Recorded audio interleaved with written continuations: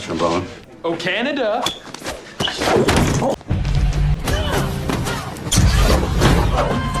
The story takes place at Prescott School, a secret government facility where orphaned girls are trained from childhood to become elite assassins.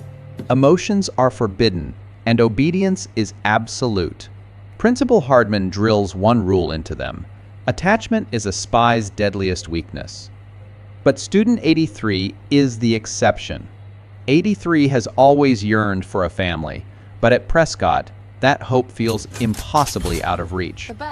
Isolated and resented particularly by her rival, 84, her exceptional talent, makes her stand out. When she's chosen as the first to be activated for a mission, she retrieves a briefcase from a target with precise, effortless skill, proving she's a force to be reckoned with. 83's first mission gives her a fleeting glimpse of the outside world, where the ordinary lives of others awaken a deep envy and longing within her.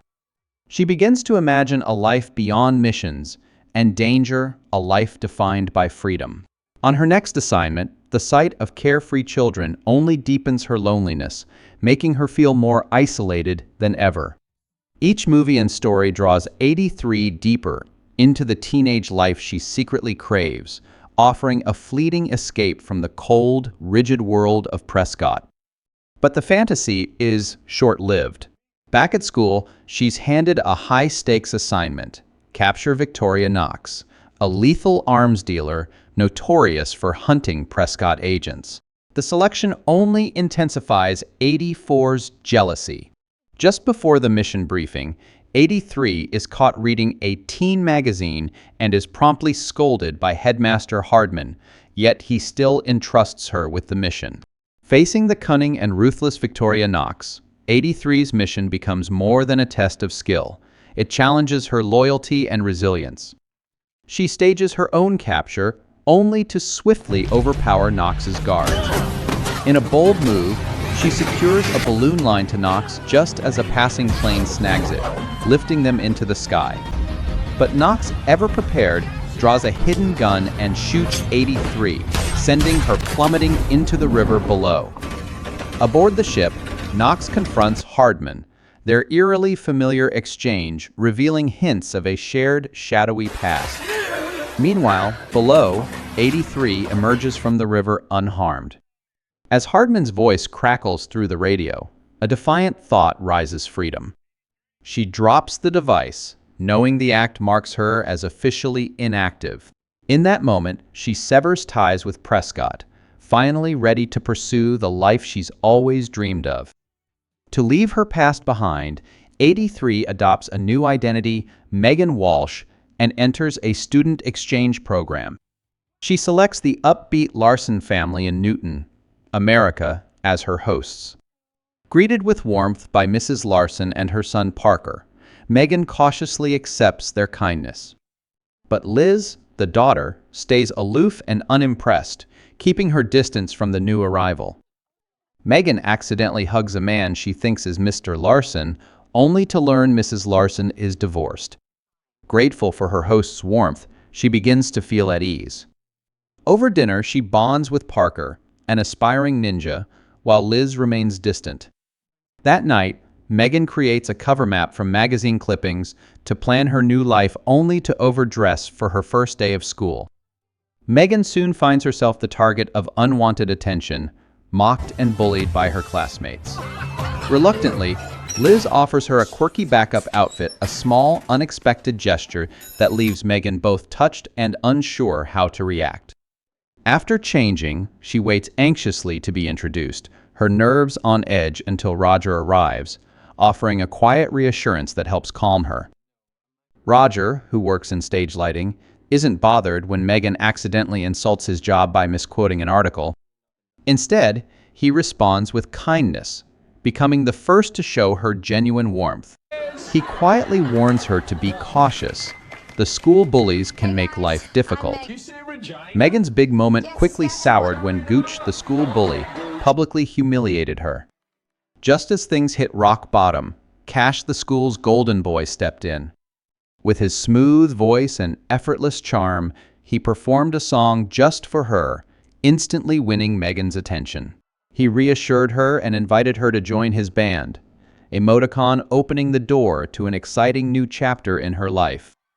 Cash kept performing, his voice electrifying the crowd and sparking cheers.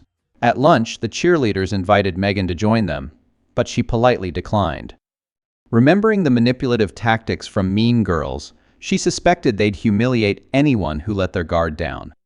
With a mix of anxiety and curiosity, Megan left the cafeteria and headed to her first class. Megan sat beside Roger, quickly feeling at ease as they connected over witty banter. When the bell rang, the teacher announced partners for the next day. Megan's eyes lingered on Cash, her interest clear. As Cash walked away, Gooch slapped Megan across the face, but she didn't flinch. With swift, precise moves, she took him down, leaving the class in stunned silence. That night, she snuck into the lab to change the seating chart, making sure she'd sit next to Cash. The next morning, she confidently took her place beside him, feeling things align until a heated argument erupted, and Megan found herself confronting several girls competing for Cash's attention. The teacher picked Cash as the lab assistant, a choice Megan saw as favoritism fueled by his popularity. After class, the two girls who'd caused trouble earlier approached her with news of an opening for the school mascot. At first, Megan dismissed the role as one for outcasts, but the girls persuaded her it was a unique chance to get closer to Cash and share a special moment behind the scenes. Megan quickly claimed the mascot costume and perfected her dance routine. Confident she'd be the sole performer, she executed impressive flips and finished with a powerful yell. Her skill and confidence stood out, earning her the role. After training at home, Megan grew uneasy as a suspicious truck tailed her all the way to school. On competition day, she wore her Viking costume with confidence and energy until masked men suddenly emerged from the truck and tried to abduct her, turning excitement into fear. Outnumbered but unshaken, Megan used her Prescott-trained combat skills to take down the kidnappers with ease. She swiftly threw an axe, striking one as he tried to escape. The kidnappers turned out to be from a rival school, part of a provocative tradition. Realizing she'd been deceived by the girls, Megan felt embarrassed and quietly slipped away, hiding her disappointment from everyone around her. Roger tried to comfort Megan, but his words fell short. At home, weighed down by disappointment, she realized she didn't belong as a normal girl. High school felt harsher than even her toughest training. Hearing her sigh, Mrs. Larson approached with warmth, gently reminding Megan that struggles were part of the journey. With a kind smile, she encouraged Megan to stay true to herself, assuring her she never needed to change for anyone. When Megan returned to school, everything had shifted. The contempt was replaced by admiration and applause. Her fight had gone viral, making her the talk of the night. Even her former bullies joined in the praise. Then Cash approached, eyes shining with excitement, inviting her to a jam session, solidifying her place among her peers. Megan arrived early, but before she could settle in, Roger unexpectedly caught her off guard. Instinctively, she took him down, leaving him momentarily breathless. As they talked, Roger caught on to something unusual when Megan casually mentioned martial arts moves. Yet he smiled warmly and listened with genuine interest. Their conversation remained light until Cash and his band showed up, injecting the room with an energetic buzz. Cash quickly pulled Megan aside to get her thoughts on his new song. As they talked, Megan realized that while their connection was strong, they weren't entirely compatible, though the attraction was undeniable. Seeing her distracted expression, Cash invited her to Gooch's party, and she accepted. On her way home, Megan noticed a car following her, and soon, the Prescott family had caught wind of her presence too. Megan woke bound to a chair, facing Hardman's accusing glare. He charged her with spying for another organization, trying to extract a confession. To break her will, he injected a serum that clouded her senses and unleashed overwhelming emotions. Tears welled up as vulnerability overtook her, and in a trembling voice, she admitted the truth. She didn't want to be an assassin, she just wanted a normal life. Hardman agreed to let Megan go on one condition: she must return to Prescott at 83. Still shaken from the serum, Megan confronted Liz, urging her to drop her tough facade and seek real connections instead of hiding her true feelings. Megan spoke her mind freely before the serum knocked her out. The next day at lunch, she and Roger shared a heartfelt talk about their dreams. Frustrated by her perceived failures, Megan was comforted when Roger told her she'd always impressed him. Despite Roger's support, Megan let him join Cash at the table and invited him to Gooch's party. At home, she overheard a heated argument between Liz and Mrs. Larson about her attending the party after getting drunk the night before. Mrs. Larson insisted Megan should go and that Liz should accompany her for safety.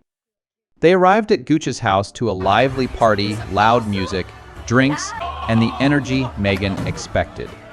But 84, aka Heather, was there watching Megan and trying to spoil her night.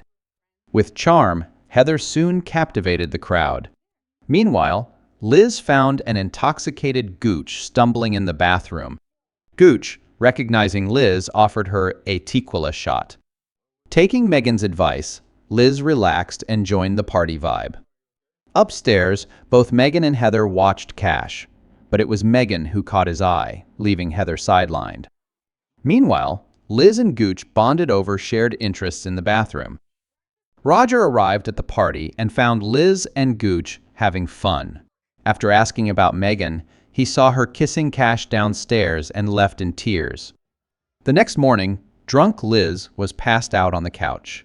Cash invited Megan for waffles, but felt guilty about Liz. Liz came home with a new tattoo, angering Mrs. Larson for Megan's neglect.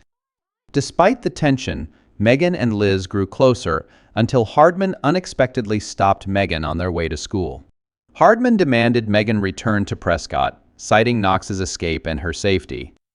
But Megan refused, determined to stay as her life at school improved. After a tense pause, Hardman relented, warning she'd face Knox alone. Missing the bus, Megan chose to drive with Liz, savoring their newfound freedom. Their bond grew sibling close, with no walls between them. Suddenly, a strange car pulled up and fired at them. Instinctively, Megan took the wheel and confided in Liz about her painful past, her upbringing, and why she was targeted. Megan swerved to avoid a truck, crashing into a junkyard, but the pursuer trapped them in a dead end. A tense shootout ended in a crash. Yet Megan and Liz survived. Checking the pursuer's car, Megan caught Heather's scent. At the hospital, Hardman was shocked he hadn't sent Heather and believed she died when Knox escaped. Megan pieced together that Heather had been working for Knox all along. She demanded her belongings from Hardman, but he refused, saying she was no longer part of Prescott. When Liz woke, Megan apologized for hiding the truth and risking her. Determined to protect the Larsons, Megan planned to leave, but Liz begged her to stay. Seeing a photo of Parker with her as part of the family, Megan felt moved, hugged Parker, and returned to Liz only to find Gooch beside her. After class, Liz agreed to help Megan fight Knox. The next morning, Megan shared their plan as they prepared for the return ceremony. That night, excitement built. When the guys arrived, Liz and Gooch hit it off, while Megan and Cash felt awkward. Megan cracked a pun, but Cash didn't get it.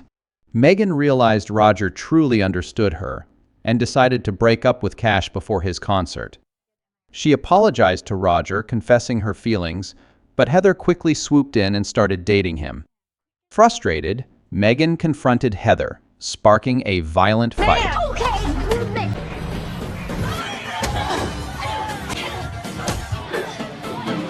Heather attacked fiercely, swinging a metal rod with precision.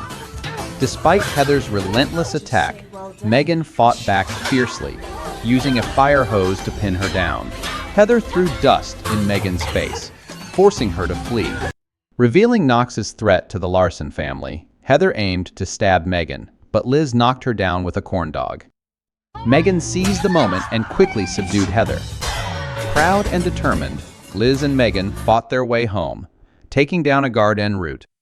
Inside, Megan aimed at Knox, who stunned her by revealing she was Prescott's first number one.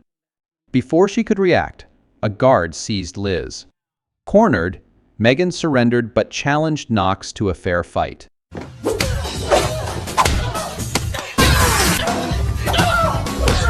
Parker's stun grenade gave Prescott the opening to storm the house. They quickly subdued Knox's guards, and Hardman captured him.